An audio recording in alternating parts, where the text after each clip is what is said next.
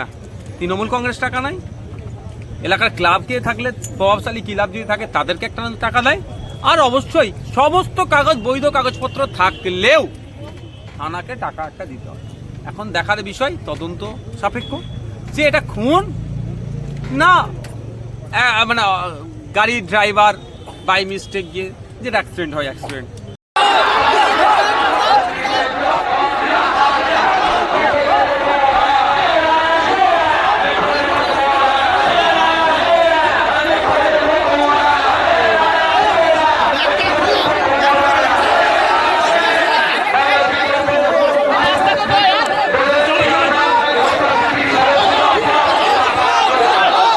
Flashback.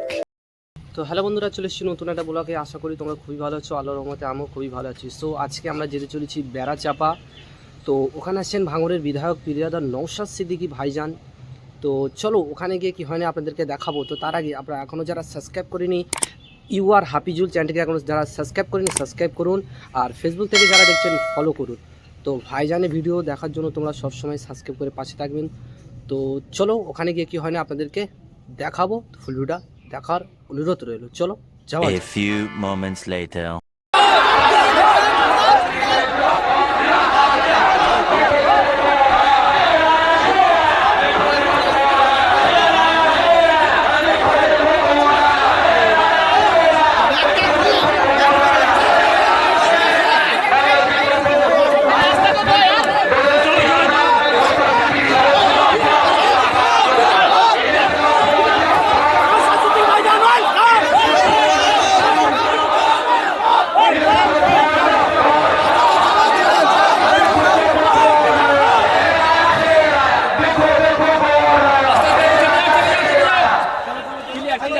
আমাদের বলবো যারা এই সাইটটা রয়েছে একটু সামনের দিকে চলে আসুন সবাই,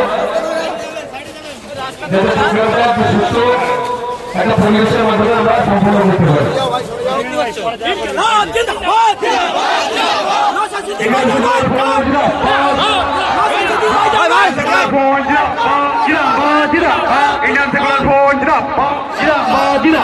আমাদের চেয়ারম্যান সাহেব জিরাফ, আমাদের চেয়ারম্যান সাহেব জিরাফ জিন্দাবাদ, পিছিয়ে নওশাদ সিদ্দিকী সাহেব জিরাফ।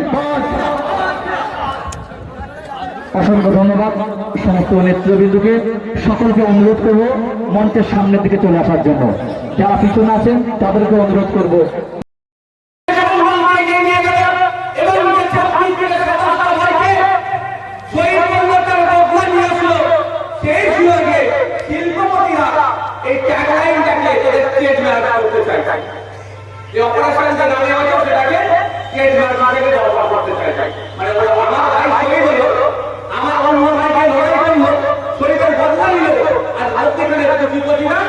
এই মোদির যারা ছড়াই থাকে, এই অমিত শাহ ছড়াই থাকে, এই সুদের মোদিকে যাদের মনোনয়ন করছে, একটা করে সুযোগ দিচ্ছে, এরা আমার ভাই রক্তটাকে নিয়ে নির্দেশ করার চেষ্টা করে। এদের বিরুদ্ধে আমাদেরকে সোচ্চার হতে হবে, এদের খুঁজে বার করতে হবে। দুর্নীতিদেরকে খুঁজে পাওয়া যায় না, বরঞ্চ এরা আমাদের লড়াইকে আমাদের বিরুদ্ধে ব্যবসায়িক কাজে লাগানোর চেষ্টা করছে। এদেরকে সমাজ থেকে বিচ্ছিন্ন করতে হবে। আর সাথে সাথে দুর্ভাগ্য আমাদের ছাপা অনলাইনে আমরা পেয়েছি, কিন্তু কাজের ক্ষেত্রে দেখতে পাচ্ছি না। এই একের পরে দুবার কি হয়েছে, ওয়াল পার্টি মিটিং হয়েছে। আমাদের রাজ্যের মানুষ ওয়াল পার্টি মিটিং ভুলে গেছে। জানেন ওয়াল পার্টি মিটিং কি?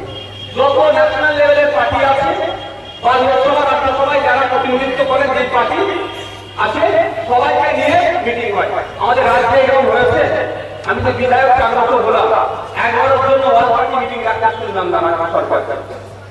কোনো যখন এমার্জেন্সি সিচুয়েশন এসে যায়, কোনো সমস্যা এসে যায়, সমস্যা থেকে উত্তরণের জন্য অনেক ক্ষেত্রে ওয়াল পার্টি মিটিং হয়। সাধারণভাবে ওয়াল পার্টি মিটিং এর নেতৃত্বে থাকে রাজ্য মুখ্যমন্ত্রী আর দেশের প্রধানমন্ত্রী। আর এই মুহূর্তে আমাদের দেশের 56 ইঞ্চিকে দেখতে পেলাম না, আজকে ওয়াল পার্টি মিটিং হয়ে গেল। এই রিগার্ডিং 13,000 টাকা নিয়ে সেখানে 56 ইঞ্চিকে করে ভাড়া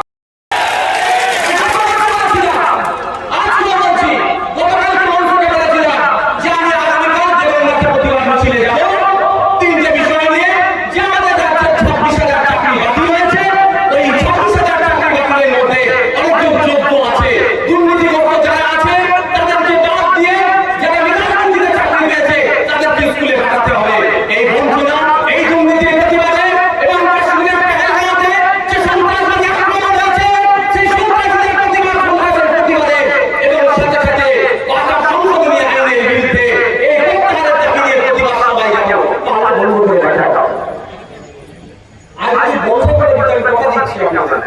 যেখানে আমার প্রোগ্রাম থাকে ব্রহ্মপুত্র দিলাম একটা করে আসে এটা চলতে লাগে আমি বলবো না কিন্তু আমি সে ভুলে যাব এটা মাথায় রাখবেন ওই আমরা রাজা আর পূজা দেশে বাস করি এটা মাথায় রাখবেন এই কনসেপ্টটা ভুলে যাচ্ছে আমরা 5 বছর আগে দায়িত্ব দিয়েছি পশ্চিমবাংলা পরিচালনার জন্য আমরা 5 বছর আগে বলেছি পশ্চিমবাংলার মানুষজন ভালো যাতে থাকে তার জন্য উনি চেয়েছেন সুযোগ দিয়েছি আমরা এর থেকে বেশি কিছু না 5 বছর হয়ে যাবে সেটাই মজুরির বসাবার ক্ষমতা আপনাদের হাতে আছে এটা মাথায় রাখবেন এটা ভুলে যাচ্ছেন আপনারা এটা আমাদের মাথায় রাখতে হবে এই নিয়ে কোনো নির্দেশনা দিতে পারবেন এটা উনি রিকোয়েস্ট করতে পারবেন যে এই পরিস্থিতি হচ্ছে কথা বাইরে এই হচ্ছে হ্যাঁ হচ্ছে কেন হচ্ছে যে কথা দিন আমরা এটা জানবো না তারপরে আমরা আবার এটা বলতে পারি কিন্তু উনি যেভাবে বললেন এটা কোনোভাবেই মেনে নেওয়া যায় না এই বলার সাহস কিন্তু আপনাদের জন্য দিয়েছে এটা মাথায় রাখবেন আপনাদের জন্য পেয়েছে আমি আপনাদের জন্য শপথ করুন ওয়াদা করুন 2026 নির্বাচন এসছে আইএসএফকে ভোট দেওয়ার জন্য আমি বলবো না কিন্তু অন্তত ইভিএম মেশিনে গিয়ে এই 84 ফুলের চিহ্নতে হাত দেবো এটা বলা না অবশ্যই কোনো প্রশ্নই আসছে না এটা ছুটি থাকাও হবে না হবে আমার তো হবে না এবার আমরা কিন্তু জবাব হলে হাত করে জবাব আমরা দেবো যারা এখন দিল্লি গিয়ে আন্দোলনের গল্প শোনাচ্ছে তাদেরকে 2026 সালে আমরা দিল্লি রাস্তা দেবো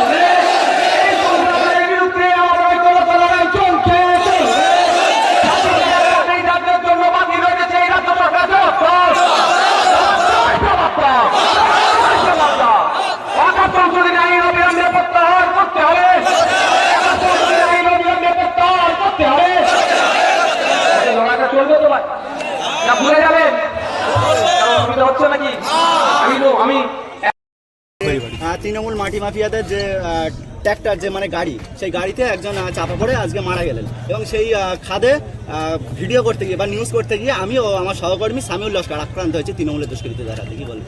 ব্যাপারটা হচ্ছে বিভিন্ন জায়গায় অবৈধভাবে খনন হচ্ছে এবং অবৈধভাবে জলাশয় খাদ এগুলোকে বোঝানো হচ্ছে।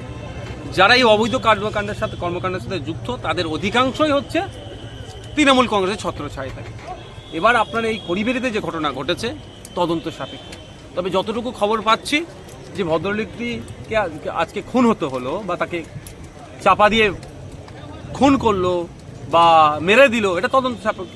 তবে এই ভদ্রলোকটি কিন্তু এলাকায় যথেষ্ট পরিচিত মুখ এবং সাথে সাথে এটাও এই ধরনের অন্যায় অপকর্মের বিরুদ্ধে তিনি নাকি বারবার সোচ্চার হয়েছিলেন ইতিপূর্বে। এটা কি টার্গেটেড হলেন, টার্গেট করে তাকে হত্যা করা হলো না অসাবধানতায় তাকে তারপরে গাড়ি চাপিয়ে দেওয়া হয়েছে? এটা তদন্ত সাপেক্ষ, তদন্ত হোক, হয়ে উঠে আসুক। তবে শাসন থানা সম্ভবত বলতে পড়ছে না, শাসন থানা কতটা তদন্ত করবে ফেয়ার সেটা প্রশ্ন থেকে যাচ্ছে আমার। আমি অন ক্যামেরা বলছি, কারণ এই যত অবৈধ কাজ হয় বিশেষ করে এই মাটি যা থানা একটা হেভি অংশ টাকা নেয়। থানা যদি মাটি থেকে উঠে বলে থানার অফিসাররা যে আমি টাকা নিইনি, আমি বিশ্বাস করবো না। হয়তো সেই অফিসার নাই না, ওর পাশের অফিসার নিয়েছে, টাকা নেয়, নাহলে এরকম চলতে পারে না। তৃণমূল কংগ্রেস টাকা নাই, এলাকার ক্লাবকে থাকলে প্রভাবশালী ক্লাব যদি থাকে তাদেরকে একটা টাকা দেয়, আর অবশ্যই সমস্ত কাগজ বৈধ কাগজপত্র থাকলেও থানাকে টাকা একটা দিতে হবে। এখন দেখার বিষয় তদন্ত সাপেক্ষ যে এটা খুন না মানে গাড়ির ড্রাইভার বাই মিস্টেক গিয়ে যেটা অ্যাক্সিডেন্ট হয় অ্যাক্সিডেন্ট। এবার এর তদন্তটা হওয়া প্রয়োজন আছে। যদি খুন হয় কে বা কারা যুক্ত, কাদের ইশারায় খুন হয়েছে তাদেরকে চিহ্নিত করা দরকার। সাধারণ মানুষ প্রশ্ন করছে নিতার দেহটি 5টার সময় এই ঘটনা ঘটলো কিন্তু 9টার সময় দেহটি তুললো, প্রশ্ন তুলছে পুলিশের উপরে। দেখুন এটা তো দীর্ঘদিনের প্রশ্ন। যেখানে ইনকামের জায়গা থাকবে বলে পুলিশ নাকি তাড়াতাড়ি পৌঁছায়, যেখানে পুলিশের সমস্যা একটু দেরিতে পৌঁছায়। অনেকে বলে চোর পালিয়ে যাবার পরে পুলিশ আসে, এই ধরনের একটা প্রচলিত প্রবাদ আছে, তার মধ্যে এটা ধরে নিন। মানে খড়িবাড়ি এলাকাতে একের পর এক তৃণমূলের দুর্নীতি উঠে আসছে এবং সেই জায়গায় ডিজিটাল সোশ্যাল মিডিয়া ভিডিও করতে গেলে প্রশাসনিক সহযোগিতা পাচ্ছে না, কি বলবেন? কিন্তু প্রশাসনিক সহযোগিতা কেন বলছেন? আপনি যদি আমার বিরুদ্ধে খবর করেন, আমি তো আপনার উপরে রেড়ে করে উঠছি। এতটুকু আমার মধ্যে পেশেন্স নাই, বা গণতন্ত্রের মানে বলা হয় আপনাদের চতুর্থ স্তম্ভ বলা হয় ভাই, সো কল্ড আপনারা fourth pillar, sir digital platform হোক আর মেন স্ট্রিমই হোক। তো কথা হচ্ছে আপনি আমার বিরুদ্ধে খবর করতেই পারেন, আমার অন্যায়টা আপনি তুলে ধরবেন, কিন্তু এটাই তো অন্ধকার জগতের কিছু মানুষকে ভালো লাগছে না। তারা সবসময় চাই তার নামে আপনি জয়ধ্বনি করুন, আপনি দাদা বলুন, তাকে বড় সমাজসেবী বলুন, হ্যান করুন ত্যান করুন, তাকে স্টেজে ডেকে নিয়ে এসে একটা মোমেন্টও দেন, হ্যান ত্যান ত্যান, আপনার জন্য সে প্রয়োজনে অনেক খরচ করে দেবে, কিন্তু তার অন্যায়কে আপনি যখনই খবর করছেন তখনই আপনাকে আক্রান্তের শিকার হতে হচ্ছে। আপনার উপরও তা অ্যাটাক হয়েছিল, সেটা আমরা তো জানি, আমরা যথেষ্ট পেরেছি, সহযোগিতা করেছি, এ হচ্ছে ব্যাপার। আর প্রশাসনের একটা অংশ তো মিলে আছে তৃণমূল কংগ্রেসের সাথে। আমি তো চ্যালেঞ্জ করবো একটা কথা, তৃণমূল পুলিশ ছাড়া দাঁড়াতে পারবে? পাবলিককে মারতে হবে না, আমি মারার পক্ষে নয়। যদি পুলিশ বলে দেয় আমি আর তৃণমূলের নেতাদেরকে প্রোটেকশন দিতে পারবো না, যা অন্যায় করছে দেখবেন তৃণমূলের নেতারা ঘর থেকে হয় বার হবে না, নাহলে এলাকায় থেকে এমনিতেই পালিয়েছে, পাবলিককে কিছু করতে হবে না। এবং সেটা সেই দুষ্কৃতীদের মুখেই শোনা গেছে যে পুলিশ আছে, আপনারা কেন এখানে ভিডিও করছেন? আচ্ছা, এইটাই তো, পুলিশ আছে আপনারা এখানে ভিডিও করছেন, আর পুলিশ ওদের কিছু করবে না, ওরা ভালো করে জানেন। আপনারা ভিডিও করার মানে সোশ্যাল মিডিয়াতে যাবে, বিভিন্ন মানুষের কাছে পৌঁছাবে, আলোচনা হবে, পুলিশ তখন চাপে পড়বে। বাসা 2 নম্বর ব্লক শাসন এলাকার মানুষের কি বার্তা দেবেন? শুধু শাসন কেন, সারা রাজ্যের মানুষকে বলবেন ঐক্যবদ্ধ হন, জোটবদ্ধ হলে এদেরকে হারাতে পারবেন, না হলে পারবেন না। আজ দেগঙ্গার বুকে এই সমাবেশ করলেন কেন? দেখুন, কাশ্মীরে যে বর্বরোচিত সন্ত্রাসবাদী হামলা হয়েছে তার প্রতিবাদে, এবং আমাদের রাজ্যে আপনারা জানেন যোগ্য অযোগ্য পৃথকীকরণ করতে পারেনি বলে 26,000 মতো শিক্ষকদের চাকরি বাতিল হয়েছে, তার মধ্যে অনেকে যোগ্য আছে, সেই যোগ্যগুলোদের সাথে বঞ্চনা হয়েছে, দুর্নীতির ফলে তারা বঞ্চনার শিকার হচ্ছে, এইটার প্রতিবাদে, এবং যোগ্যগুলোকে যাতে দ্রুত স্কুলে ফেরানো যায়, রাজ্য সরকার অবিলম্বে যাতে অযোগ্যদের লিস্ট এখন রিভিউ পিটিশনে গেছে সুপ্রিম কোর্টে দিয়ে দেয়, বা এসএসসি দেয় বা পরিষদ দেয়, তার জন্য আমাদের এই প্রতিবাদ সভা। এবং সাথে সাথে কেন্দ্র সরকার বিভাজনের রাজনীতি করার জন্য তারা সিদ্ধহস্ত, বিভাজনের রাজনীতি করে মুসলিম সম্প্রদায়কে ক্রমাগত কোণঠাসা করার জন্য তারা যে অপচেষ্টা চালাচ্ছে, তার একটা পয়েন্টের মধ্যে একটা পয়েন্ট হচ্ছে কি এই ওয়াকফ সংশোধনী আইন। এই ওয়াকফ সংশোধনী আইনের মাধ্যমে মুসলিম সম্প্রদায়ের পূর্বপুরুষে রেখে যাওয়া যে ওয়াকফ সম্পত্তি, সেগুলো একটা অংশকে লুটে নেওয়ার অপচেষ্টা চলছে। এবং এই শুধু অপচেষ্টা নয়, সংবিধানের 14, 15, 25, 26, 29, 300 ক বা 301 এই ধরনের অনেক ধারাতে তারা আক্রমণ করছে। এই সংবিধান বহির্ভূত যে সংশোধনী, তার বিরুদ্ধে আমরা আজকে এই প্রতিবাদ সভা, যাতে কেন্দ্র সরকার এই আইনকে প্রত্যাহার করে নেয়, সেই জন্য মাঠে ময়দানে শান্তিপূর্ণ আন্দোলনের আমরা আহ্বান জানাচ্ছি, এবং আইনি লড়াই যে সুপ্রিম কোর্টে চলছে সেই লড়াই আমরা এগিয়ে নিয়ে যাব। সো ফাইনালি আমরা বাড়িতে চলে এসেছি, আর একেবারে এই মুহূর্তে আমরা আছি আমাদের ছাদে। সো বেসিক্যালি কী হয়েছে, ওখানে গিয়ে এত ভিড় ভাই, আমি শুধু একটা কথাই ভাবছি যে বেড়াচাপায় এত মানুষের ভিড় হলো, আর ওখানে যে এত মানুষ হবে আমি আশা করিনি। তো সত্যি খুবই একটা জিনিস খুবই ভালো লাগে যে ভাইজান যখনই ডাক দেয় তখন লক্ষ লক্ষ মানুষ, ভালোবাসার মানুষরা, তারা একেবারে ঝড়ের মতো এক জায়গা হয়ে যায় সবাই। ঝড় যখন হয় তখন গাছপালার পাতা সব উড়ে উড়ে এখান দিয়ে ওখানে চলে যায়, কিন্তু ভাইজানের ভালোবাসা মানুষরা কোনোদিন সাইড হয় না। যতই তুফান আসুক, যতই ঝড় আসুক, তারা একসঙ্গে একতার সাথে সঙ্গে সবাই একসঙ্গেই থাকে। সো সবাইকে বলবো ভাইজানের সঙ্গে, ভাইজানকে ভালোবাসুন, ভাইজানের পাশে থাকুন, ভাইজানকে দোয়া করুন যাতে ভাইজান আগামী দিন আমাদের জন্য আরও অনেক কিছু করতে পারে। তো আর কি বলবো, আর কিছু বলার নেই, আপনারা পাশে থাকবেন। আর আজকে ব্লগটা এই পর্যন্তই, দেখাচ্ছে নেক্সট একটা ব্লগে। ততক্ষণ সবাই ভালো থাকবেন, সুস্থ থাকবেন, সবাইকে অসংখ্য ধন্যবাদ ফুল ভিডিওটা দেখার জন্য।